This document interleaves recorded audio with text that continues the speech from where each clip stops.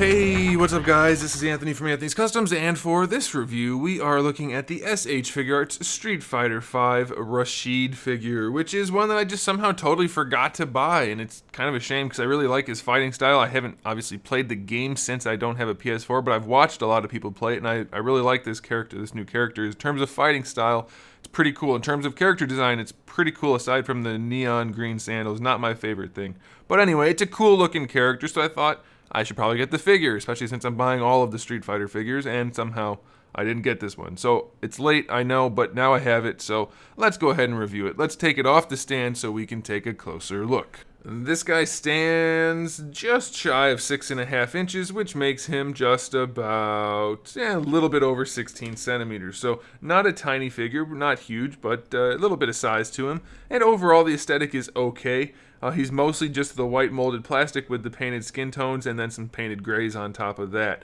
And it's okay. He's not glossy like Akuma, so that's awesome. It makes him look so much better right off the bat. And most of the paint job's pretty good. However, some of the paint job is really bad. You can see the gray from that shoulder strap is just totally not only on the shoulder strap, it's on the arms too. And that's a bummer. It's not going to be like that for everybody, so that's okay, I guess. The shading throughout the white is not bad. You see a little bit of it on the chest there. There's a little bit throughout the other parts, and it's mostly directed, so that's good. It's not just like spots of shading. I do like that. The only other thing I really don't like about the paint job is the shading on the skin tone. It's a very bright red. It's very red, and it's only like in certain places that don't really make sense. Like part of the shoulder has it there, part of the forearm, this part of the shoulder here. It almost looks like bruises or something. His toes have it. Very red toes. Looks like he's, I don't know, got sunburn on his toe. It's just a very, very red shading, and it's so haphazardly placed it looks very odd, so that's kind of a bummer. As far as the sculpt goes, it's pretty clean everywhere. I'm pretty happy about it for the most part. He does have a decent batch of accessories, not a ton, but we do have 3 different faces. The one neutral face that comes on him in the package, one where he's smirking and looking off to the left, and then one where his mouth is wide open and he appears to be laughing, which they're all done really nicely, by the way, especially the open mouth.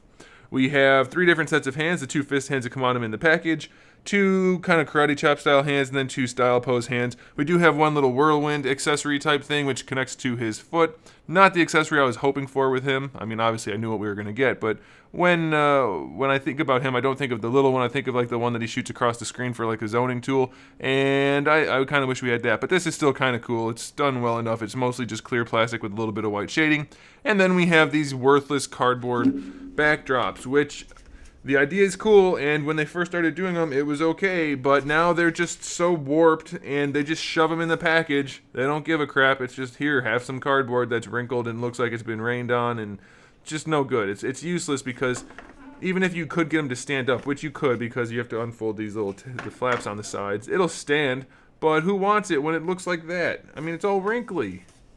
Just make the package 1/8 of an inch thicker, and you wouldn't have to wedge them in. I mean, it's a nice print quality. It's a shame because it's cool. It'd be nice to have these. I mean, practically speaking, they're not that useful because they're going to take up too much space in a display. But, you know, it would be better if they weren't ruined right out of the package. As far as articulation goes, this guy does a pretty good job for most parts. The head's on a double ball peg, neck's on a single ball peg, and look at that. It's just perfect. I don't understand why we can't get this kind of neck articulation in the Dragon Ball figures. Instead of that silly little tiny ball hinge, you can move the head however you want when you have a double ball peg. It's just perfectly fine like that. I love it. So much better. It's really, really nice. For the shoulders, we do have a butterfly joint, which is executed very nicely. You can't even tell it's there. And then you pull it out, and it's just the inside part of his shirt sticking out underneath his vest backpack thingy, and it's just a really nice butterfly. It doesn't afford a ton of extra range, but it does afford a little bit of an extra broad look, which I think is necessary for him because he's got he's kind of slender, but still kind of boxy at the same time in the game, so I don't think he looks quite right with his arms in like that. I guess it's not too bad. Anyway, it does provide a little bit of extra range. You have the ball peg where the shoulder connects to the butterfly, and then of course you have your hinge. And you can raise the arm no problem, so that's pretty good. Bicep swivel is up there on the shoulder joint, which isn't great. Luckily, we do get another swivel out of the elbow.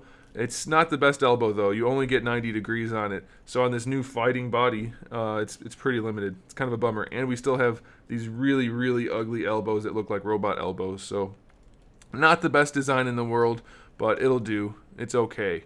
For the wrist, we have a nice big ball hinge, which gives him decent range. And since it's a big ball hinge, it's not particularly ugly, and it is hidden by those wrist wraps. So that's pretty cool.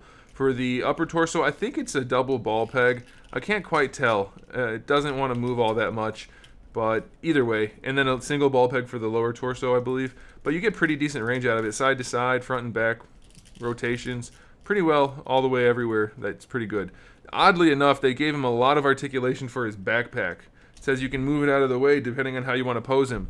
You don't need to move it out of the way like that. I mean, that's a lot of movement. What's he doing that his backpack needs to do all that? I don't think that's necessary. I mean, it's not a problem, but damn, that's a lot of articulation for a backpack.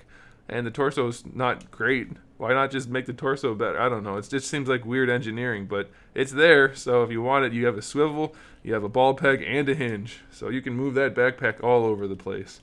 I think it's odd that there's so much engineering for just a backpack.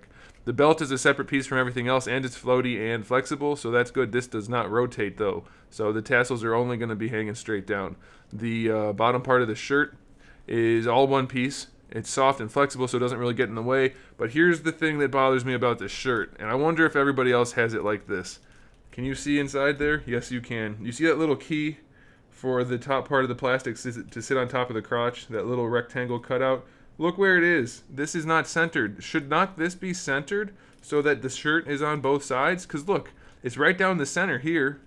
So it should be right down the center here. It's not like it's wrapped farther over like Ryu's gi or something. So my shirt is like way hanging over on this side and way on this side on this side. So I don't like that at all. It's totally asymmetrical and doesn't make any sense. And as a result, his left leg doesn't pose as well because he's got way more material holding it in place than on the other side. So we do have the standard hinge joint now for the lateral movement for the hips, and then just the ball peg rotation going forward. It's pretty floppy on this guy though. It's kind of a bummer. Don't care for that too much. Doesn't have the best range going. I mean, it has good range, but doesn't have the best posability because it's so floppy going forward and back. You can go pretty much all the way back and forward though, just might not hold in place. You have your thigh swivel built in there, which is not bad. Let's do it on this side so that the shirt doesn't hide it. Single jointed knee. Not the best design because it has zero sculpt on it, but it at least fills the gaps, so it's not particularly noticeable. I mean, obviously you can see it, but it doesn't look terrible, so I'll give them a little credit there. It's okay. Would have been so much better for them to just bring this sculpt work all the way through up here and then just have it tuck into the thigh as you bend the knee. And then when you unbend it, it's still sculpted, just like the Dragon Ball Figuarts kits. It's super easy to do. I don't know why they don't do it. For the ankles, we have a really obvious hinge, which lets the foot go really far back and not that far forward, but it's pretty good once you force it and get it to go over that little lip. And then you have a peg going into the foot for the ankle rocker or ankle swivel, whatever you want to call that. It's technically a swivel hinge, but I call it an ankle rocker because that's what they used to be back when Toy Biz was making Marvel Legends.